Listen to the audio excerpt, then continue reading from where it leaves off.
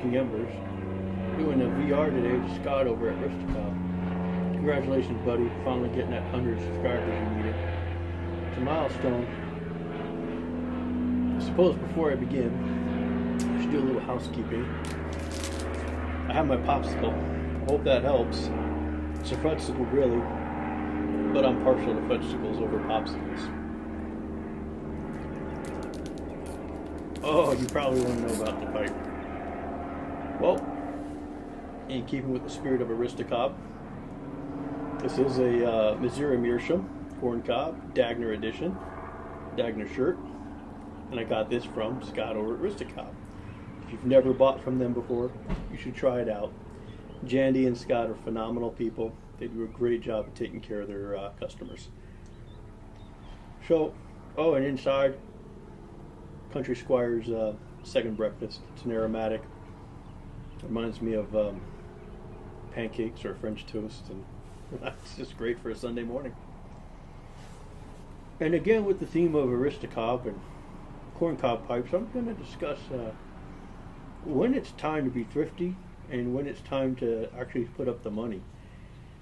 I'm a thrifty guy. I look for a bargain. If I find it, I'll snag it up. I would venture to guess, in a non-thrifty manner, I have tools that were at such a phenomenal deal. I've never used them, but I couldn't pass them up.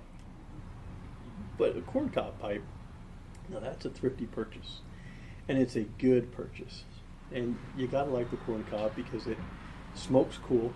You can put, it does not ghost. You can put any flavor in there, and you know they've got so many varieties, and it's at such a great price. Hard to say you can't get into pipe smoking if you can't afford a corncob pipe. Now, the Dagner version is a little bit pricier compared to the others, but it's got cool points, and it's hard to outdo cool points.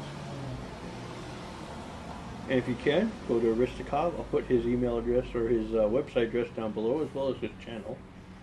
And you can go ahead and get yourself a corncob pipe, all shapes and sizes, for whatever type of tobacco you'd like.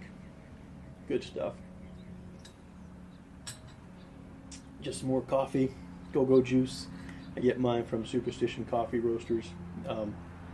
It's a hometown roaster, and I like them a lot.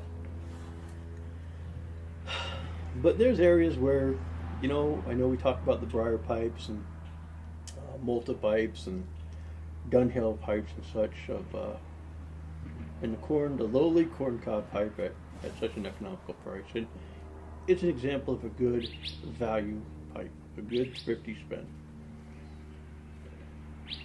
But there's other places where you should not be so thrifty. There are times and places where I think you got to spend a little bit extra, and it's just appropriate. You can't replace an original, right? What might you ask is something that you would need spend a little bit of money on, and instead of saving some. I'm going to give you that example. Toilet paper. Don't go thrifty on the toilet paper. Why? It is ridiculous. You know what I'm talking about?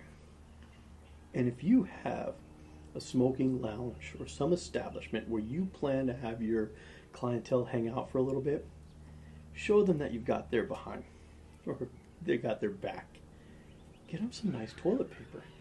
It's ridiculous for what you can charge on tobacco and pipes, beer and wine, whatever it is. If you're just selling Cokes, spend a few extra cents and get some nice toilet paper. There's a significant difference. Look at, now, I'm partial to Charmin. And growing up as a kid, you remember those? Don't squeeze the Charmin. Ladies, please don't squeeze the Charmin. I can't get over it. Gotta have the Charmin. And this here is a pathetic store brand. Look at the difference in that. Which do you want? Now look how thin that is. You can see the pipe to it. Can you? It's pathetically thin. I can see the camera through this. Look at it. It rips flimsy, sounds flimsy. Look at that sheet. That's horrible. Now, here's a Charmin. Listen. You hear that? That's the sound of confidence. And trust me, you want confidence when you're in the bathroom and you got to clean up. Which leads me to another thing. Have you seen the commercial with the bears? We're talking about how great their toilet paper is because it soaks up moisture. Maybe I'm gender specific on this one, but brother, if you have to worry about moisture after going to the bathroom, your problem precedes the purchase of toilet paper. You've got other issues going on. You need a doctor. I kind of like the, well, I don't know the brand, and I'm not sure it's appropriate. I've already said Charmin, so it doesn't matter. But who is it that has ridges? If I wasn't fearful of ridges, that's a pretty good idea. So, let's get my one of Charmin and store brand. Can you see that? There is a difference. This has got some ply to it. This is not. It's ready to look. It already tore. Do you want that? I'm not going to do a moisture test. I thought about it. It doesn't seem right.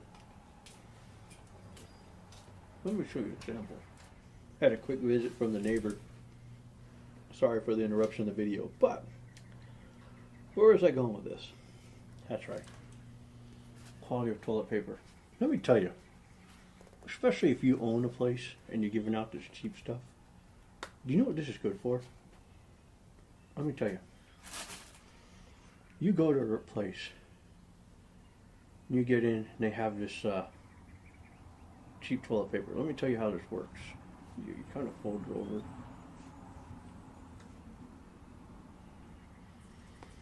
Twist a piece off like that, right?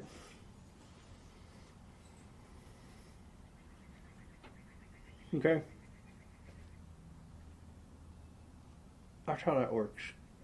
And just a little bit, clean the fingernails afterwards. So listen. Spend a little extra on the toilet paper. Trust me, you can't go wrong with a little extra on toilet paper. That's not thrifty.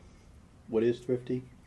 You spend a good money, you spend a little bit of money on a good quality corncob pipe like sold at Aristocob. Listen, don't be thrifty. Buy a corncob from Aristocob. Or worry about cleaning your fingernails. Well, I guess that's all I got to say about that. I hope you enjoyed it. Just trying to have some fun today. It's football. My team's going to lose again. Thanks for coming by. Catch y'all later.